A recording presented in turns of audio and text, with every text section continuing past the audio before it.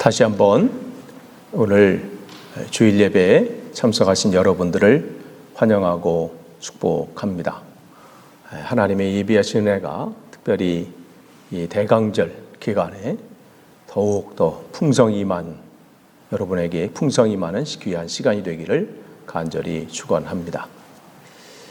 코로나19 사태가 장기화되면서 길어지면서 생활의 불편들이나 또 경제적인 어려움들이나 또 삶의 어려움들을 호소하는 분들이 많습니다.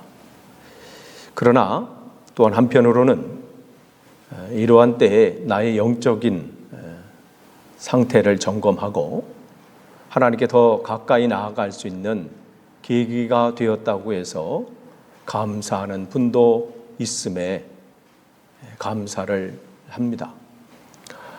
우리가 어떠한 상황을 맞이하느냐, 또 그 상황을 내가 어떻게 생각하느냐에 따라서 그 가는 길은 완전히 다를 것입니다. 오늘 저는 이러한 시대에 나의 영적인 상태를 점검하는 것은 중요하다 생각을 해서 제목을 나의 영적인 상태를 점검하라 이렇게 정했습니다. 사도 바울은 로마서 8장 15절에서 믿음으로 말미암아 하나님의 자녀가 된 사람들에게 이렇게 말합니다. 참으로 하나님의 자녀인 여러분은 하나님의 영을 받았습니다.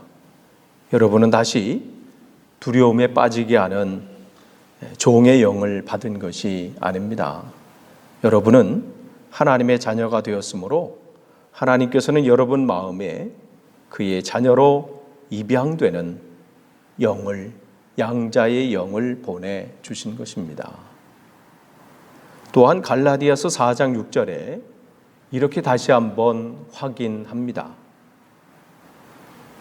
너희가 아들이므로 하나님이 그의 아들의 영을 우리 마음 가운데 보내사 아빠, 아버지라 부르게 하셨느니라.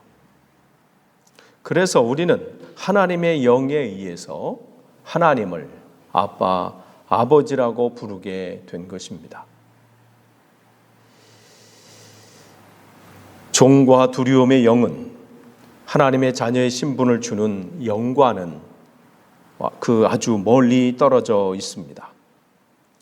그런데 이 땅에 많은 사람들은 양자의 영, 즉 아들의 영은 고사하고 종의 영도 받지 못한 것이 사실입니다. 그들의 생각하는 모든 것 속에, 그들의 생활 속에 하나님은 없습니다. 첫 번째 우리가 볼 사람은 육신에 속한 사람입니다. 이게 첫 번째 단계입니다. 첫 번째 모습입니다. 사도 바울은 그런 사람을 고린도전서 2장 14절에서 육에 속한 사람이라고 말하고 있습니다.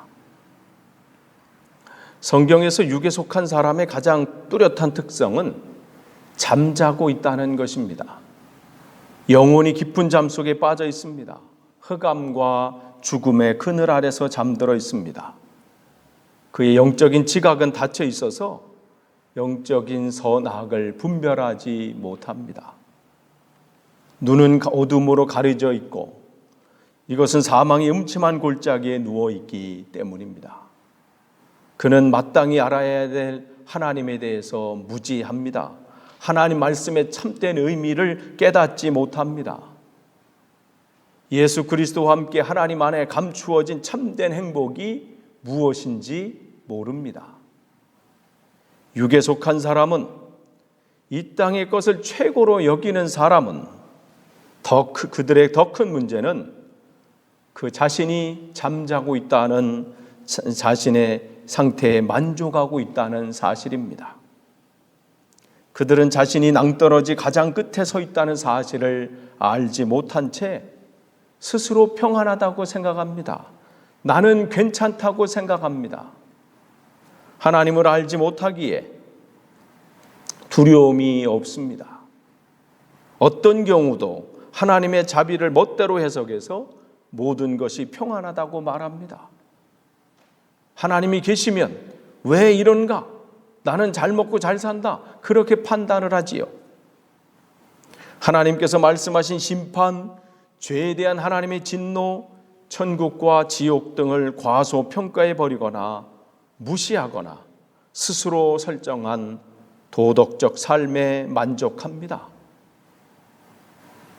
또한 그들은 자신의 교양으로, 자신의 노력으로 자신의 허물을 충분히 덮을 수 있다고 생각해서 세상의 도덕적인 삶에 따르는 것에 만족합니다.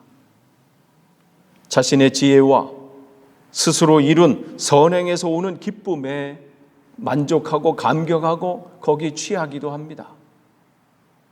육신의 정욕, 안목의 정욕, 이생의 자랑으로 만족함을 느끼는데 몸을 꾸미고 무슨 어디 여행을 가고 좋은 사람과 만나서 이야기를 나누고 먹고 마시며 놀고 사는 것을 행복이라고 생각합니다.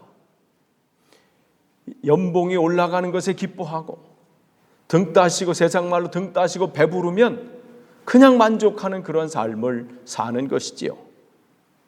또한 자신은 광신자도 아니고 완고한 고집쟁이도 아니고 건전한 신앙이라고 자부하며 살기도 합니다. 예수 그리스도를 향한 온전한 마음을 가지고 있지 않기 때문에 죄에 대한 고민도 없습니다. 그러니 죄를 이기려고자 하는 노력은 있을 수 없지요. 이들은 종의 영을 받도록 초대되어야 합니다.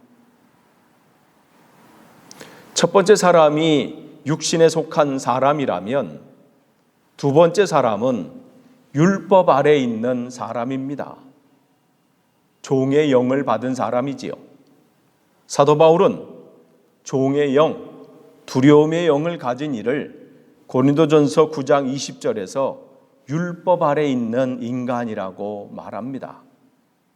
유대인들에게나 내가 유대인과 같이 된 것은 유대인들을 얻고자 함이요 율법 아래 있는 자들에게는 내가 율법 아래 있지 아니하나 율법 아래 있는 자같이 된 것은 율법 아래 있는 자들을 얻고자 함이요. 그들은 첫 번째로 율법 아래 있는 사람은 종의 영에 받은 사람의 특징은 뭐냐면 하나님이 주시는 그 은혜의 빛, 그 빛을 의식하기 시작합니다. 흑암과 죽음의 그늘 속에 잠자는 이들, 육신에 속한 자들에게 속했던 그들의 마음에 하나님의 말씀이 부딪힐 때가 있습니다. 그것은 순간적일 수도 있고 점진적일 수도 있습니다. 어느 날 하나님의 말씀이 그에게 부딪혀 오는 거예요. 그러면서 느낍니다. 내가 이렇게 살면 안 되는 거 아닌가? 하나님의 말씀이 그의 마음에 부딪힐 때 그동안 보지 못했던 그 눈이 열리고 참 자아를 분별하게 되는 순간이 옵니다. 또 두려운 빛이 그 사람 마음 깊은 곳에서부터 나옵니다. 그렇게 되므로 하나님의 거룩함에 대해서 생각을 하게 되고 또한 하나님은 티끌과 같은 죄라도 기뻐하지 않으신다는 사실을 알게 됩니다. 그렇게 이제 하나님을 두려워하기 시작합니다. 두 번째, 율법 아래 있는 인간은 자신을 돌아봅니다. 하나님의 말씀의 의미가 내 안에서 조금씩 깨달아지기 시작하면서 그전에는 크게 생각하지 않았던 죄에 대해 심각하게 생각하기 시작합니다.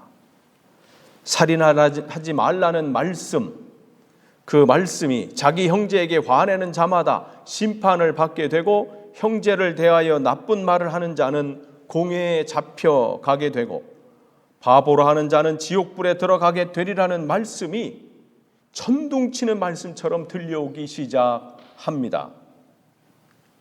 간음하지 말라는 말씀은 여인을 보고 음욕을 품는 모든 이들에게 해당되는 말씀임을 깨닫게 됩니다.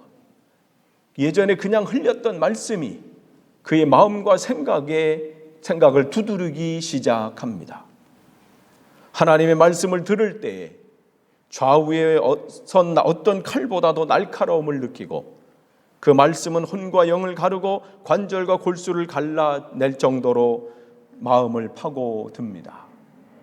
이때 자신이 하나님 앞에 죄인임을 깨닫습니다. 이 순간은 자기 자신을 적나라하게 바라보는 순간입니다. 내가 하나님 앞에 얼마나 죄인 되었는지, 얼마나 부끄러운 존재였는지를 깨닫게 되며 통회하고 회개하기 시작합니다.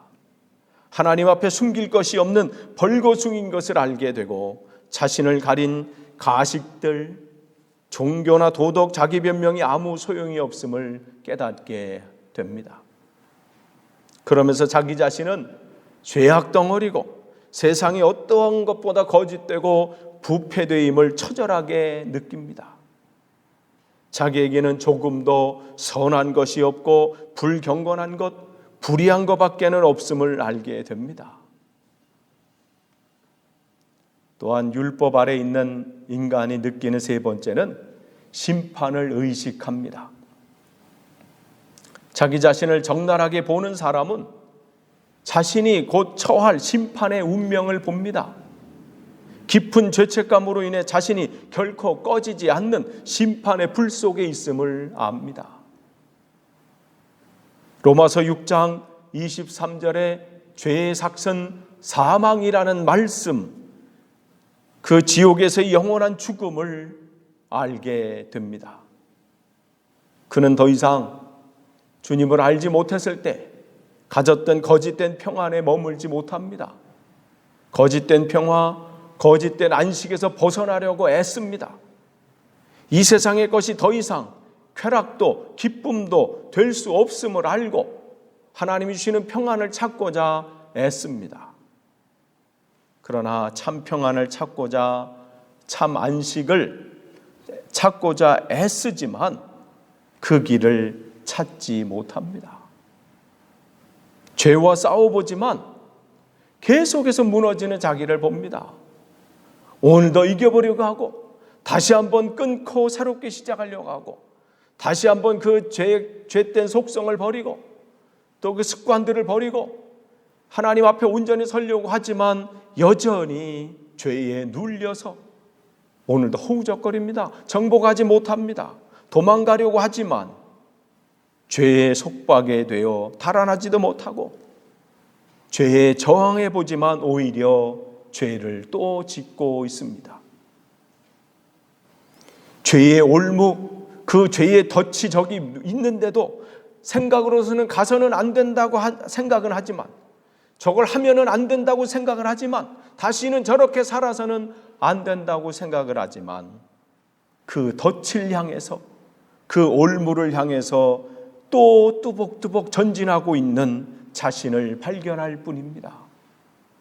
그런 자신을 볼 때마다 생각과 마음은 더욱 비참합니다. 나는 안 되는가 이렇게 생각을 합니다. 또한 율법 아래 있는 인간, 종의 영을 받은 인간의 모습은 죄의 종의 상태를 탄식합니다. 죄의 사슬에 매여 죄의 법 아래 붙들려 있습니다. 죄에 반항해보지만 죄의 사슬을 벗어나려고 하면 할수록 더욱더 그 자신을 옭아맵니다. 회개하고 죄를 짓고 회개하고 또 죄를 범하는 일이 끊임없이 반복됩니다. 그러면서 스스로 탄식합니다. 로마서 7장 24절 말씀처럼 사도 바울이 고백했던 것처럼 누가 이 사망의 몸에서 누가 나를 건져내 주랴. 죄에서의 자유와 하나님을 향한 사랑을 갈망하지만 여전히 죄의 종의 속박에 갇혀 있을 뿐입니다. 이 사망의 몸에서 누가 나를 건져내려라는 외침은 예수 그리스도를 인한 하나님의 은혜를 만날 때까지, 하나님의 은혜가 그 안에 풍성히 임할 때까지 계속될 수밖에 없습니다.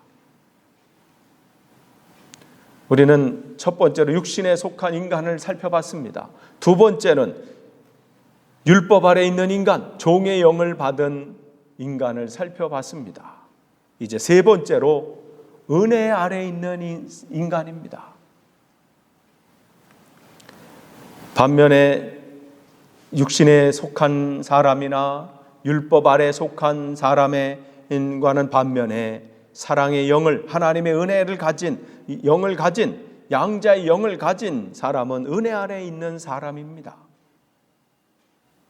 그래서 로마서 6장 14절에 죄가 너희를 주장하지 못하리니 이는 너희가 법 아래 있지 아니하고 은혜 아래 있음이라. 이 사람은 하나님 안에서 하나님의 은총과 인간을 향한 하나님의 변함없는 사랑을 발견하고 성령의 은혜와 능력이 그 마음을 지배하는 사람입니다. 그는 아들의 영을 받은 자이고 그 영으로 말미암아 하나님을 아빠 아버지라고 부를 수 있게 된 자입니다. 그에게 일어나는 특징은 이렇습니다. 첫 번째, 영혼의 눈이 열립니다. 그는 되살아난 영적 감각으로 눈으로 본 적이 없는 사실, 하나님의 깊은 것까지도 깨닫게 되는 그 놀라운 은혜가 그들에게 펼쳐집니다. 이것은 그가 무슨 신령에서 대단한 능력을 태어날 때부터 가지고 있어서가 아니라 하나님이 그에게 부어주시는 은혜이지요. 그전에는 말씀을 읽을 때도 깨닫지 못했던 것이, 그때 예전에는 세상에 살아갈 때 그저 눈에 보이는 세상이 전부였는데 그 속에 감추어진 하나님의 비밀들을 하나님께서 하나 둘 열어주시는 겁니다. 그는 근심 중에도, 예전에는 낙심하고 절망하고 불평불만했던 그러한 삶을 살았다면 이제는 근심 중에도 여호와 하나님을 볼 줄 알기에 그분을 향해 부르짖습니다. 세상의 방법을 찾지 않습니다. 주의 영광을 보기를 소원하며 주의 영광을 내게 보이소서 갈망하며 오늘도 주님 앞에 한 걸음 한 걸음 나아갑니다. 또한 은혜 안에 있는 사람의 두 번째 특징은 하나님의 사랑을 확신합니다. 그는 그리스도를 믿는 이에게 임하는 하나님의 크신 은혜를 확신합니다. 그 하나님의 사랑에 압도되어 나의 주님, 나의 하나님이라고 외칩니다. 상황이 좋든 안 좋든, 형편이 풀리든 안 풀리든, 사망의 음침한 골짜기를 지날지라도 그는 해를 두려워하지 않고 나에게 주시는 그 하나님의 사랑, 막대기와 지팡이로 나를 안위하시고 보호하시는 그 하나님의 사랑을 확신합니다. 그러니 두려움이 없습니다. 그는 자신의 모든 죄악이 십자가에 달려 자신의 몸으로 그것을 짊어지신 예수 그리스도 그분 위에 있음을 깨닫게 됩니다. 그래서 자유합니다.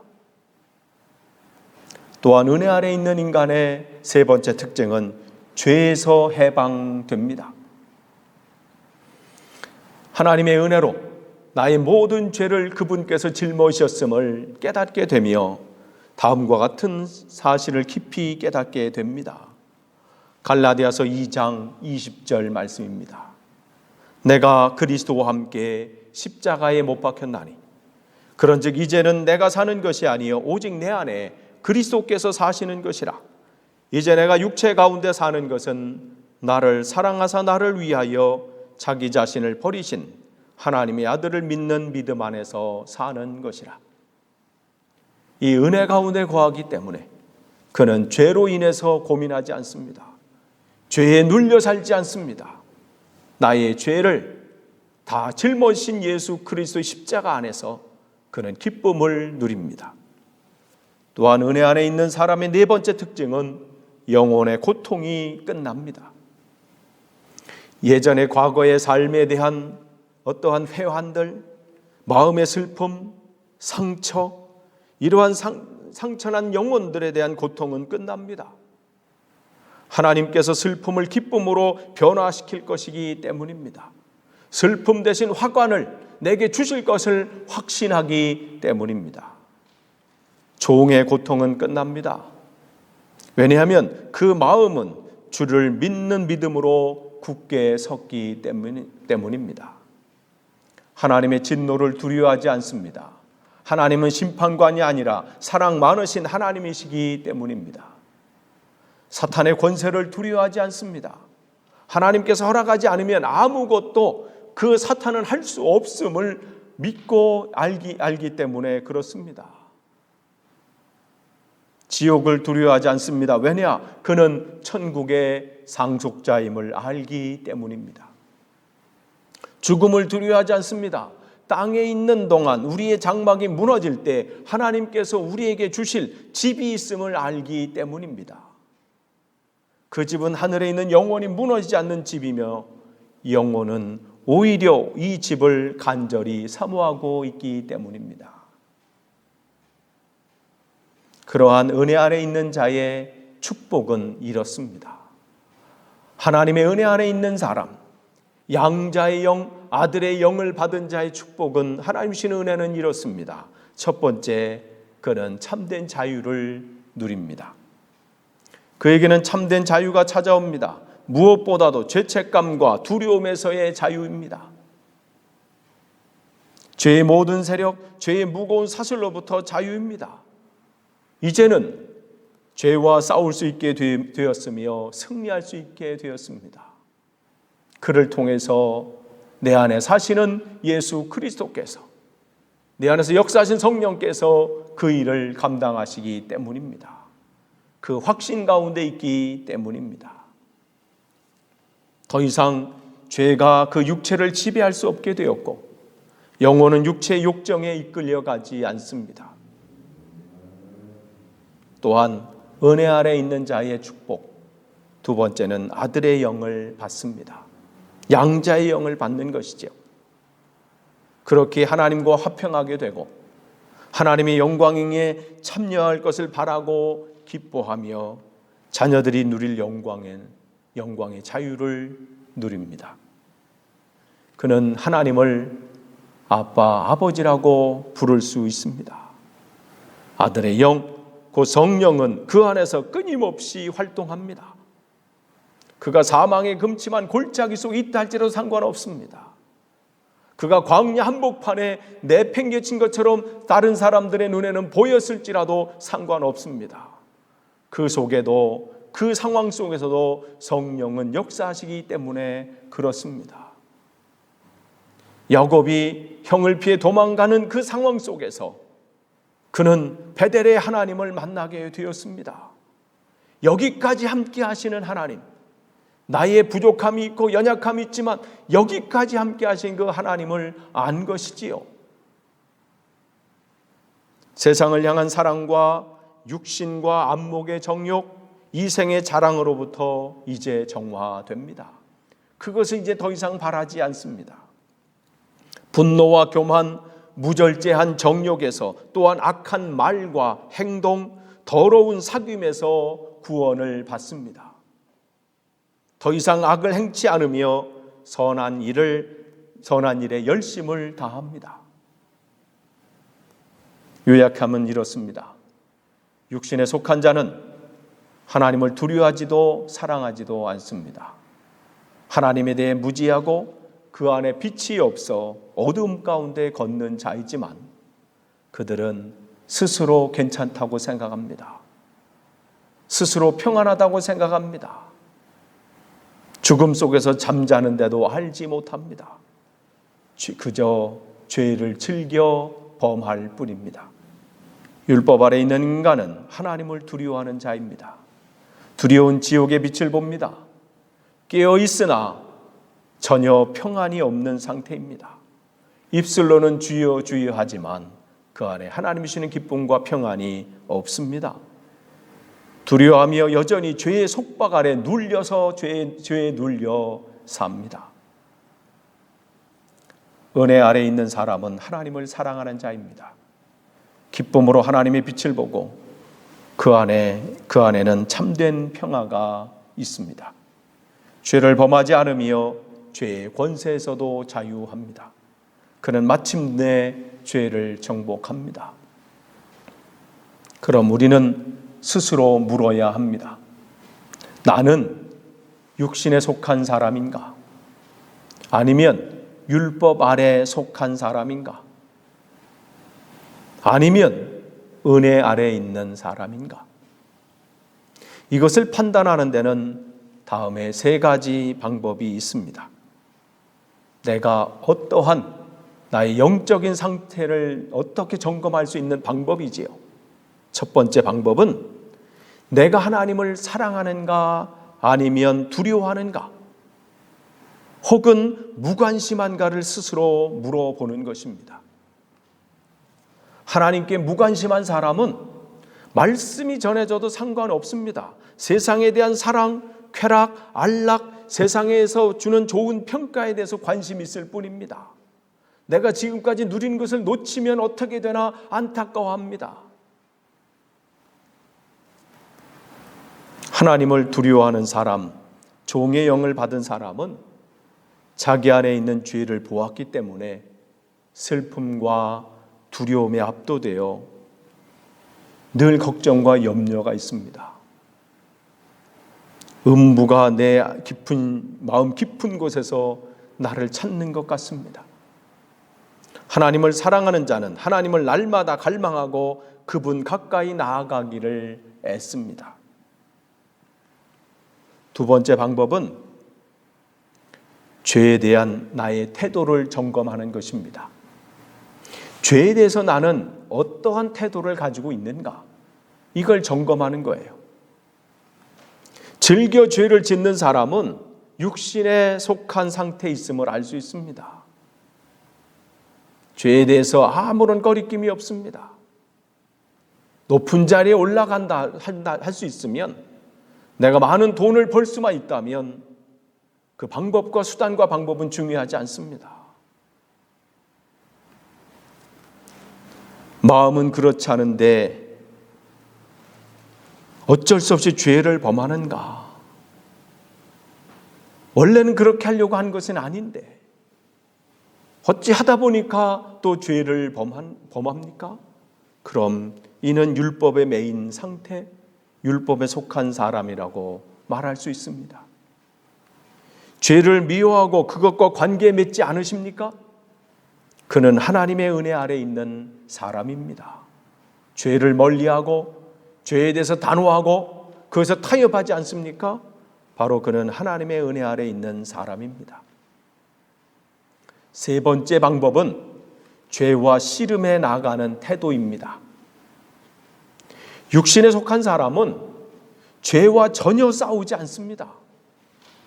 싸울 필요를 느끼지 못합니다. 왜냐? 보이지 않기 때문에 그렇습니다.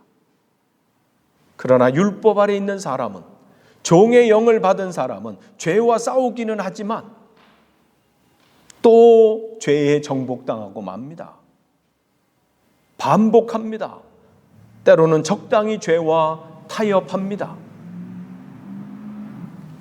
은혜 아래 있는 사람은, 양자의 영, 아들의 영을 받은 사람은 죄와 싸워 이기는 자입니다.